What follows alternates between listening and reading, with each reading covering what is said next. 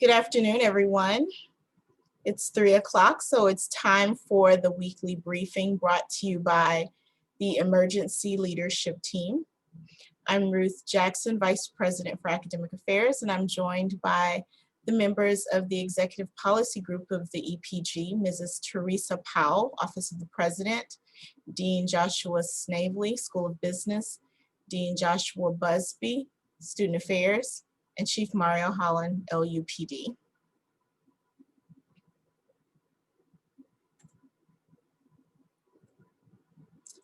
In today's webinar, we will begin with our weekly status update related to COVID-19.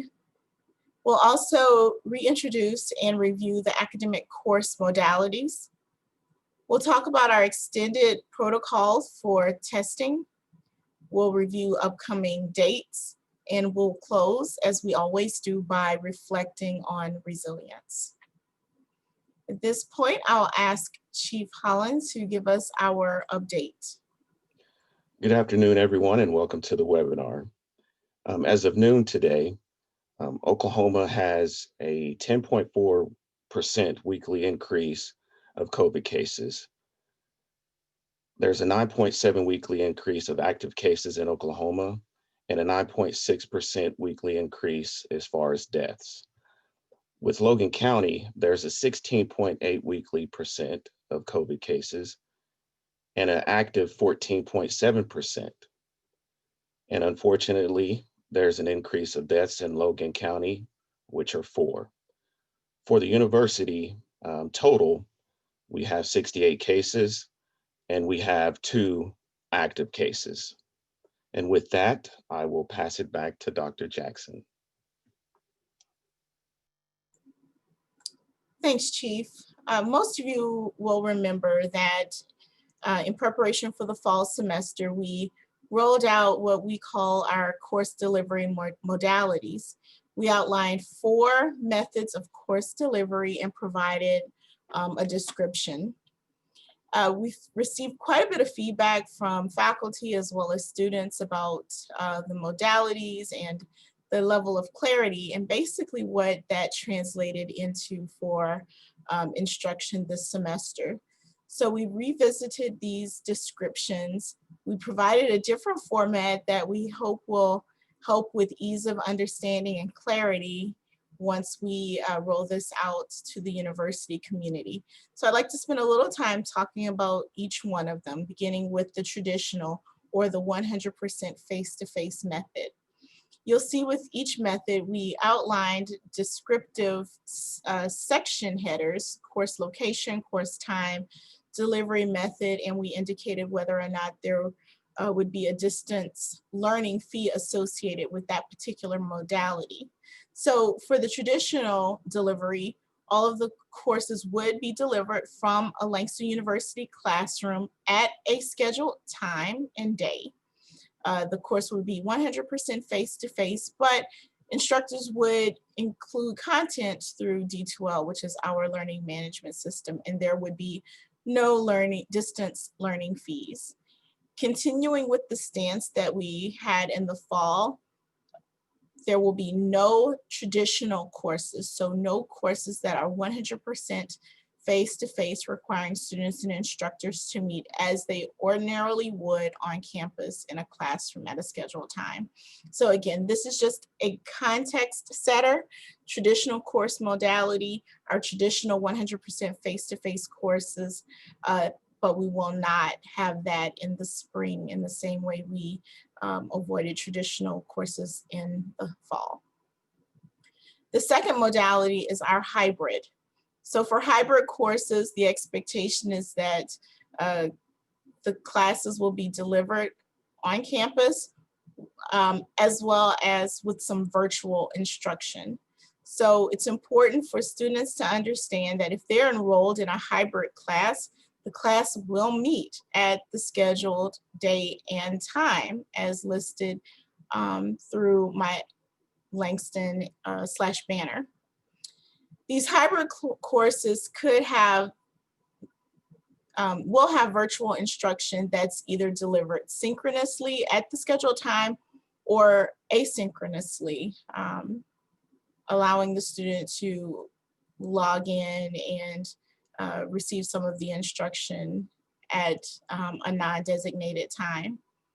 What we want our students to understand is that for hybrid courses, there is going to be a requirement of face-to-face instruction at the scheduled time and some video conferencing, most often using Zoom, but it could be through Microsoft Teams or Adobe Connect. And there will be content continually placed on our LMS on D2L. And for hybrid courses, there are no distance learning fees. The short of it is the instructors will have small groups of students who meet on campus during the scheduled time while the rest of the information is delivered virtually. So that's the hybrid course modality. The third delivery method is flex. So this is slightly different from the fall semester. So for flex, the course is delivered from the campus and there is virtual instruction. And then you'll see the bolded or. Or indicates that a course can be delivered 100% virtually, but only for students who have an approved accommodation. Specifically, they've notified us through the appropriate means that their intent is to complete the course virtually. And we'll talk more about what that notification process looks like.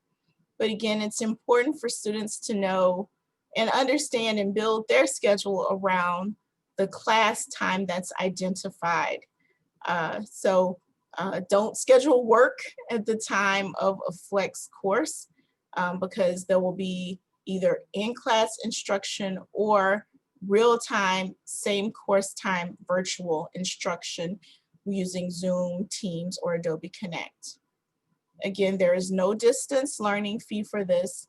And we want to make sure that students and instructors know that they'll meet in the classroom or using the video technology at a particular time. We want to remind our students, because we know we have students from all over the country, that all of the courses are listed using the central time zone. And we want instructors to really think through what the rotation of courses will look like. A certain set of students coming on one particular day and another set coming on another day, all of which allow for appropriate social distancing. And then the final delivery method is the web, which is our 100% online courses. There's no expectation of a campus of a campus location. The class is not identified as meeting on a particular day or time. All of the instruction occurs asynchronously, so there is no set time in which the students would be expected to log on for instruction, and all of the content is placed on D2L. As always, courses that are 100% online are subject to distance learning fees. What we want our students to remember is that this content can be accessed at any time through D2L. Log on as you need to or as your schedule permits for these courses. But note that if an instructor says an assignment is due at a particular time, then the students have to adhere to these specific deadlines. The other piece to remember about web courses or 100% online courses is that in order to teach one of these courses, instructors must have completed our university online teaching credential program. So again, we'll share this information through email and a variety of other means. And as always, this webinar will be posted on our COVID-19 website, our D2L pages, as well as our university YouTube channel. So next, I will ask Dean Snavely to discuss the Protect the Pride protocol. Thanks, Dr. Jackson, and a great reminder on the modalities, so appreciate that. So what we want to do now is spend a few minutes talking about our testing protocols. So in the fall, we created our approach through the Protect Their Pride plan, and our testing strategy around COVID-19 was limited to a case-by-case basis for students, faculty, and staff who experienced symptoms or were exposed to persons who had tested positive for COVID-19. So pretty narrow and focused approach based on a number of factors. I won't spend the time going into those here because we want to focus on why for the spring semester we're expanding that testing approach and protocols. And the reasons for that actually vary from why we did what we did in the fall. And that includes, as we see a steady rise in the case numbers week by week, we're now in the heaviest part of cold and flu and now COVID season for the next several months. We're now seeing greater availability of COVID-19 test kits. And as we approach the holiday season, a time when our students who are now home will be traveling all across the country, over half of our students come from, or around half of our students come from out of state. And when they return in the spring, it creates quite a situation that allows for risks to happen. And so it's the view of Dr. Smith, the emergency leadership team, and the executive policy group that it's now time for us to expand how we approach testing from that case-by-case basis to a more category and surveillance-based approach. And so we're going to be looking at 3 different categories by which to expand our testing to in the spring. And those are listed on the screen now. So we'll have first, what we will call an initial testing for returning to campus housing in spring 21. That will be a required test. Multiple tests, actually, Dean Buzzy is going to talk about that in just a second. We'll also be requiring routine testing of students who are in positions where there are university-sponsored events or programs that would require those students to participate in activities where they couldn't socially distance or keep their physical distance, as opposed to all these other activities we've been doing on campus where we've designed and mitigated the requirement or the reason to be close together. There are some activities that will be authorized, and we've been running pilot programs and ways to figure out how to do that this fall. But again, this category will require, in those cases, testing of those students and staff who participate in those activities. And then lastly, we'll be creating weekly optional testing, a surveillance program of sorts, that's what the CDC calls it, that will allow both Langston employees and students to test on a weekly basis. We believe this 3-category, 3-prong approach will create a safe environment where we can mitigate the risk, again, coming back to school in the spring at a time when the numbers are increasing, when students, faculty, and staff have traveled, and we sit generally in a position that will carry more risk. And that's why we felt like this enhancement and the modification of how we approach testing will be necessary for the spring semester. So I'll turn it over to Dean Busby to talk a little bit about how we'll be approaching that from a campus housing standpoint. Dean? Good afternoon, everybody. And as Dean Snavely has stated, I'm going to go a little bit more in depth to the return to campus testing requirement for all of our students who are planning to reside in campus housing in the spring of 2021. So our first requirement is that pre-arrival COVID-19 test. So there needs to be a negative result test that is submitted to the ELT by email.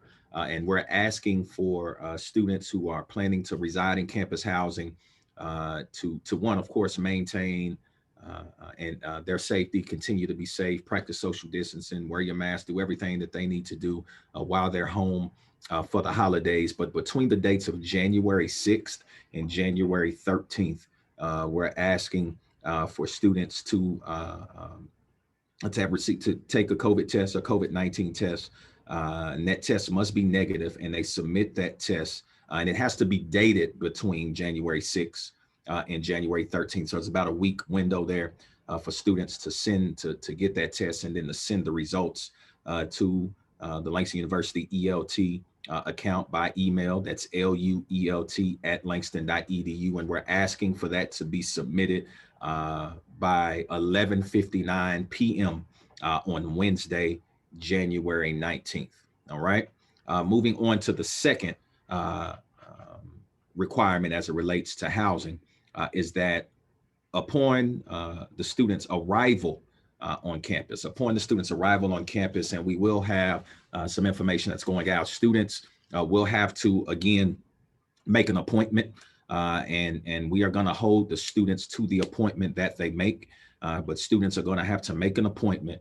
And upon arriving to campus with their 2 guests, again, we're keeping the 2 guests maximum, arriving at the south gate, that student will have to will be administered a rapid test. Of course, that's a test that you can get the results in about 15 to 20 minutes, and they will be administered a rapid test at that time. If the student is designated to be, and that test results notifies that there's no traces, it's a negative test, the student will then be able to go on to housing and obtain their key and move in. If there is a positive test, then a additional conversation will be had with the student, but there will be an option for that student to either reside in another location while they quarantine, or if the student is local, they are welcome to return home as well, if that's what they decide to do. And then the last requirement, as Dean Snavely said, is that post-arrival, once the student gets into housing, up until Monday, February 1st, all campus residents will also be administered an additional test, and that test will need to be negative as well. There will be some additional information that will be coming out, spelling out in depth what I just spoke to, and that information will be forthcoming very soon. And now I'm going to turn it over to Mrs. Powell to talk about the return to campus recommendations, requirements, recommendations for the LU employees. Mrs. Powell.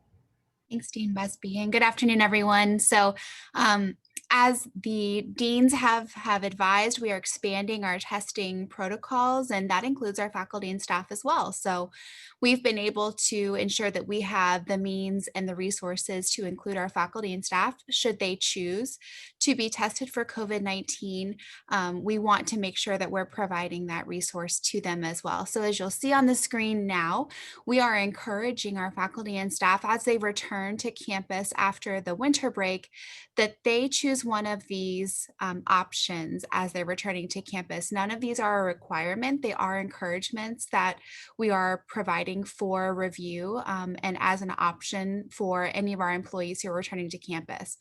The first option is to seek a COVID-19 test from your primary care provider or another medical provider that is of your choosing. So some of us would like to get that test done conveniently on our own and provide those results to the university through the LUELT email, and that's perfectly fine. That those results will not be shared. The second option is to schedule a university-administered COVID-19 test, and we are working with some healthcare providers that we have partnered with to provide these tests, and they will be free of charge to the employees. So we are offering that as an opportunity as well, should you choose that avenue. And finally, obviously, we don't recommend testing for everyone, nor will everyone wish to test. And if you don't wish to test, of course, none of this is a requirement, but we do encourage, if you so choose, to adhere to a voluntary self-quarantine from January 1st to January 10th, just to ensure that you're feeling well. All of the revelry from the holidays and the new year, that'll give us time to ensure that we're not feeling symptomatic in any way after we have some of those hopefully safe gatherings over the holiday. So again, these are encouragements. We are not requiring these of our faculty and staff, but we certainly want to make sure that you're aware that we're making these available to you and that we want to provide you with the information to keep yourself, your family members, and your coworkers safe as you return to campus. And now I'm going to ask Dr. Jackson to share with us some important upcoming dates. Dr. Jackson? Thanks, Mrs. Powell. Believe it or not, we've reached the end of the fall semester. Our students are currently taking final exams. First date is a reminder that grades are due a week from today at 5:00 p.m. Please make sure that that deadline is adhered to, as there are many processes depending on the complete submission of grades. Our final faculty meeting for this semester is scheduled for Tuesday at 10 a.m. And the following Friday, the university closes for our much deserved winter break beginning at 5 p.m. The university will be closed for the holidays, opening on January the 4th, which is a Monday. It's important to note that while the university operations resume on Monday, January 4th at 8 a.m., that first week will be virtual for all employees. We'll all be teleworking from Monday the 4th through Friday the 8th. The deadline for students who plan to reside in university housing, the deadline for them to submit the COVID testing results, as described earlier in this webinar, is Wednesday, January 13th. The next day, January the 14th, is our Faculty Institute, and students begin moving in on January 15th. Advisors will also be available for students who have not yet pre-enrolled. To back up a little bit, from January 4th, that's when our staff advisors will be available for students who need last-minute pre-enrolling as well. Move-in will continue through January 20th, which is a Wednesday. These move-in dates must be pre-arranged, and students will move in at staggered scheduled times.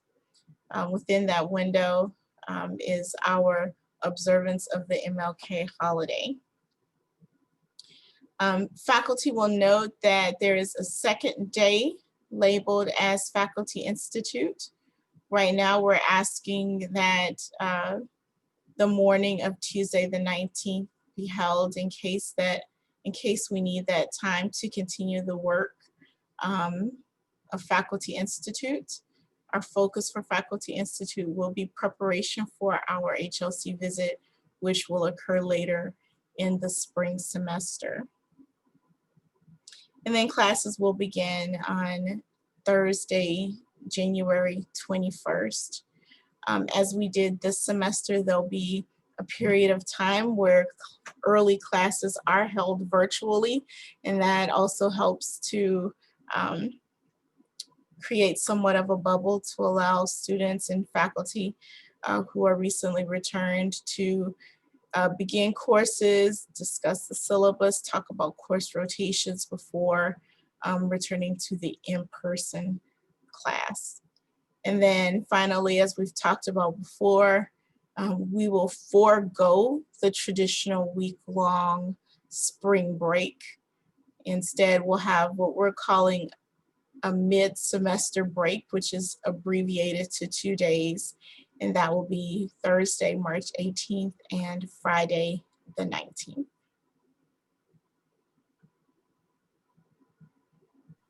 Of course, more information will be distributed with those dates. So we'll pause right now for our question and answer period. We've received one question so far. By 5 days returning to the campus, do I mean 5 working days or including the weekend? Dean Snavely, would you like to take that? Sure. Thanks, Dr. Jackson, and good question.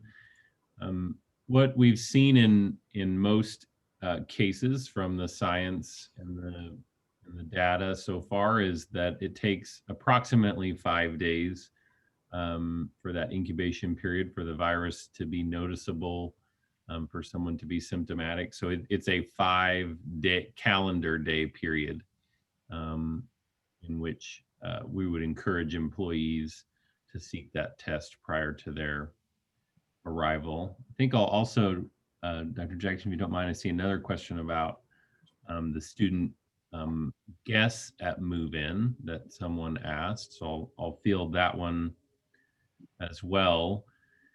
So the test that we have secure. So right now, let me frame it this way. We're currently building a plan for, based on prior semesters, somewhere between 1,000 and 1,100 students returning to campus in the spring. So we've secured tests for all of those students. Those tests were specifically secured on the basis of that they be administered to a Langston employee or a Langston student. So we will not be using them for the guests of our students returning, nor do we have the capacity to compel a guest or a family member to take the test. The reason we're able to do that in campus housing is that it's a condition of return because we're putting students in with each other.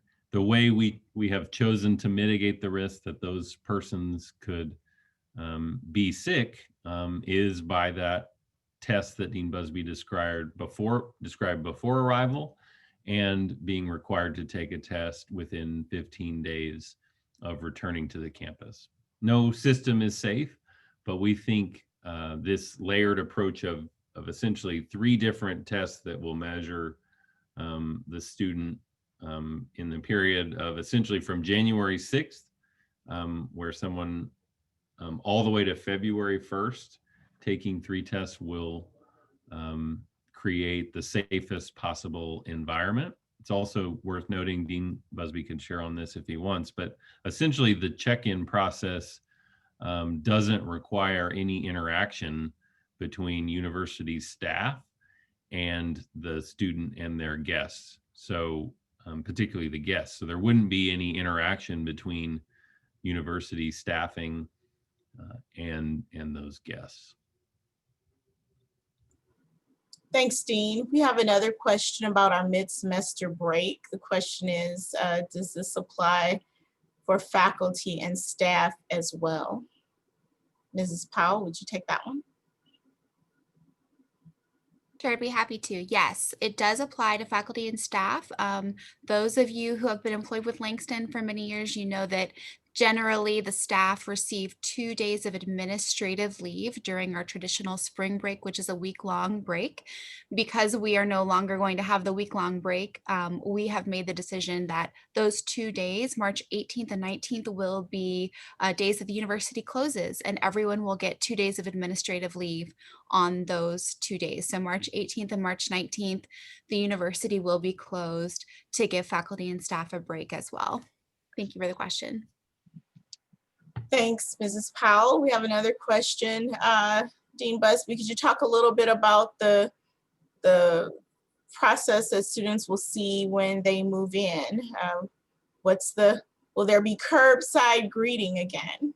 Thank you. Yeah, thank you for that question, Dr. Jackson. And so we also want to make sure that we remind everybody that the recording of all our webinars are sent out and made available on the Langston University YouTube page. So you can go back and watch any of our webinars from throughout the semester on the YouTube page.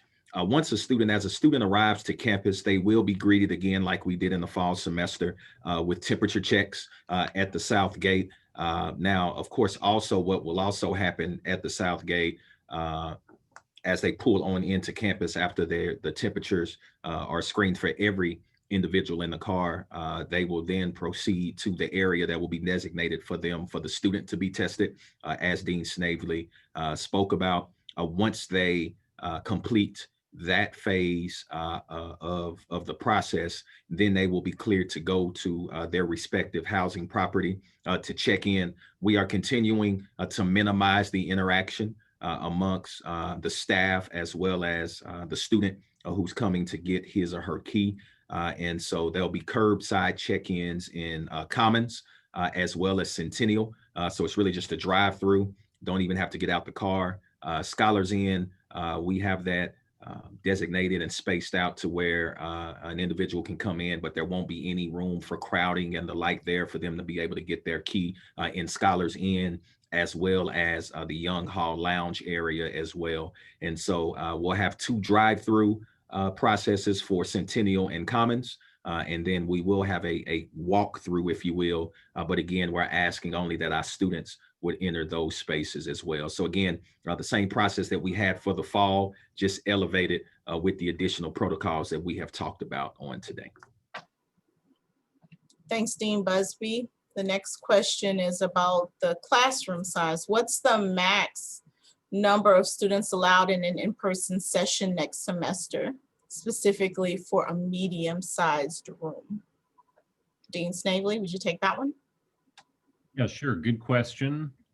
And we're in the process of reviewing that. I think the general rule of thumb will stay in effect, but we do look to increase that in some of our large and medium-sized classrooms, and it will be driven by our ability to create physical and social distancing.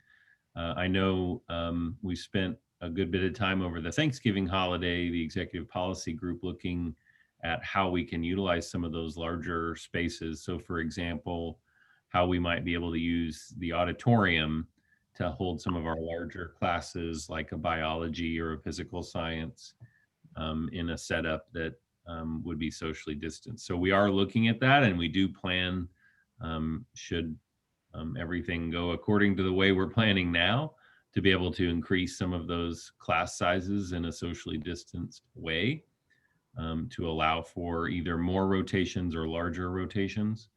And Dr. Jackson will be working directly with each of the deans. We have a weekly meeting where these kinds of items are addressed, and we'll be relaying that information out to the faculty over the next few weeks as you begin your preparation for the spring semester. Okay, thank you, Dean Snavely. If there are any other questions, feel free to drop them in the chat or the Q&A. I don't see any others right now, but we'll pause a couple of seconds for any additional questions.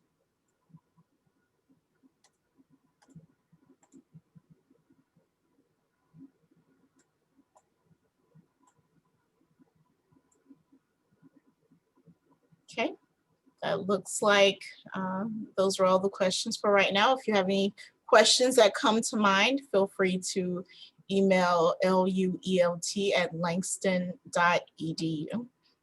And again, continue to check our COVID-19 resource page on our website. So we've reached the point in our webinar, as we always do, by reflecting on resilience. I'll ask Dean Busby to please share our story of resilience for this week. Thank you, Dr. Jackson. And so this week, we are highlighting a member of the university community who received an award last week. The Ford Freedom Foundation, which is and we've been a recipient of the Ford Foundation's grant in the past for our Biking Across America program that was led by Dr. Delk. But the Ford Freedom Foundation this year offered a award call out for nominations for the award, the Unsung Hero of COVID-19 Award. And this award is something that salutes and honors those who have positively impacted communities and whose achievements serve to enlighten and inspire others. And so, you know, these are the type of individuals whose achievements may a lot of time go unacknowledged. They're the unsung hero, right? They're behind the scenes, making things work, making sure everything continues to go. They're not out front. They're not the ones out speaking, but they are the glue that holds that operation together. And we actually had one individual, the Langston community, that received that award.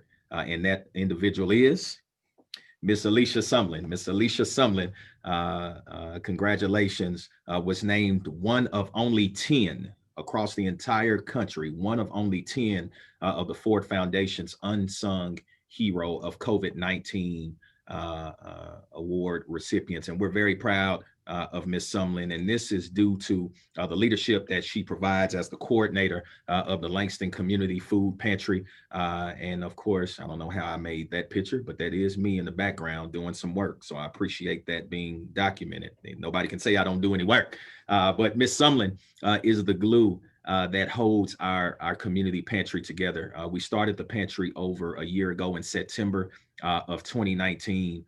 And we have been able to service almost 6,000 individuals and almost 1,000 families in just over a year. And that's a testament to the work that Ms. Sumlin has been doing because of her steadfast effort to provide food security to the residents of not just Langston, but the surrounding communities as well. The great thing about the Langston Community Food Pantry is that not only do we service the campus community, but we also service the Langston, Coyle, Meridian, and we're even starting to get into the Guthrie area as well. And so that's one of the great and unique things about our pantry. And just this past Saturday, this is Miss Sumlin with Mr. John Paul Sumo.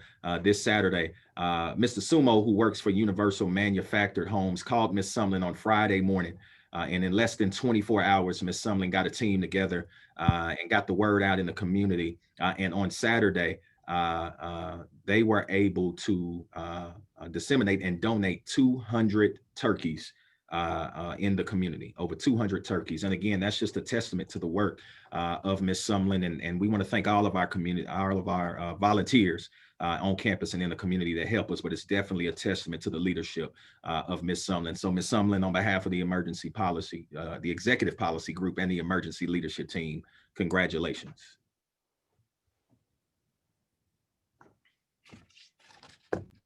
Thank you, Dean. Indeed, congratulations to Ms. Sumlin, and thanks for all that you do for Langston University and the Langston community. And thanks to all the volunteers who work alongside of you.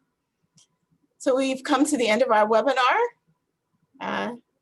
We thank you for joining us and invite you to tune in next week, Monday, December 14th at 3:00 p.m. Thanks for joining us. Have a great afternoon and take care, Lions.